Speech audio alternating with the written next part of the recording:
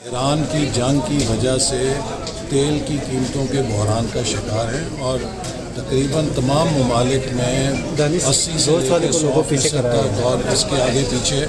تیل کی قیمتوں میں اضافہ کیا گیا، چونکہ بین الاقوامی مارکیٹ میں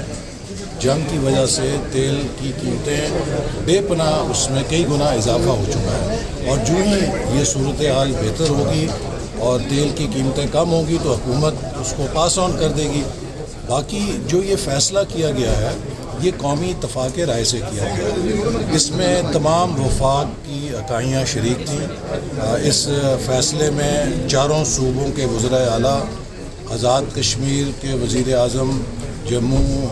گلگت بلتستان کے قائم مقام وزیر اعلیٰ اور دیگر تمام عہدیدار جو وفاق کے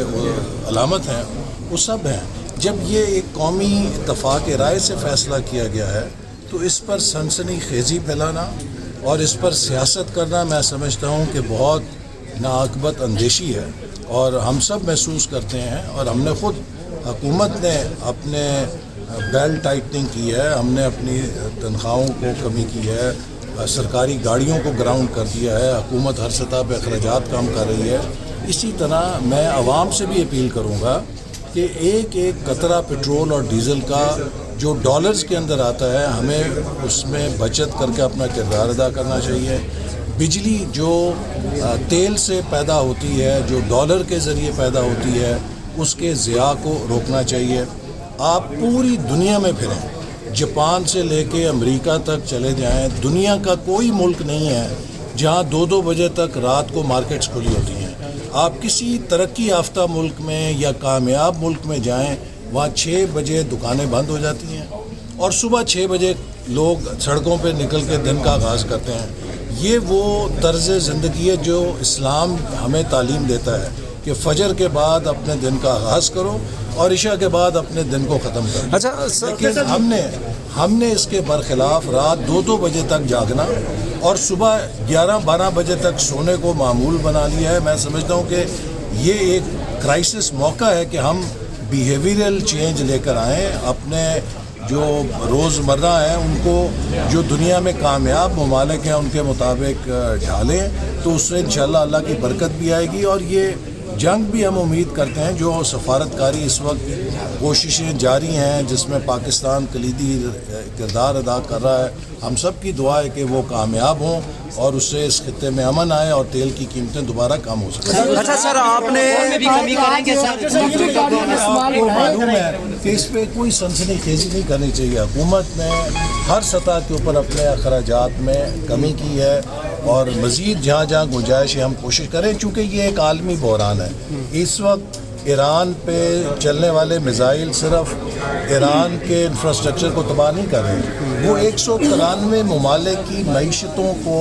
تباہ کر رہے ہیں۔ دنیا بھر میں اربوں لوگ جو ہیں غریب، ان کی زندگی متاثر ہو رہی ہے۔ اسی لیے ہماری کوشش ہے کہ ہم اپنی بھرپور سفارتکاری کریں اور اس جنگ کو بند کرانے کے لیے اپنا کردار ادا کریں۔ لہٰذا یہ بحران کسی بھی طرح ہمارے حکومت کا پیدا کردہ نہیں ہے، نہ حکومت کے اختیار میں ہے، یہ بین الاقوامی عوامل ہیں جن کی بنا پر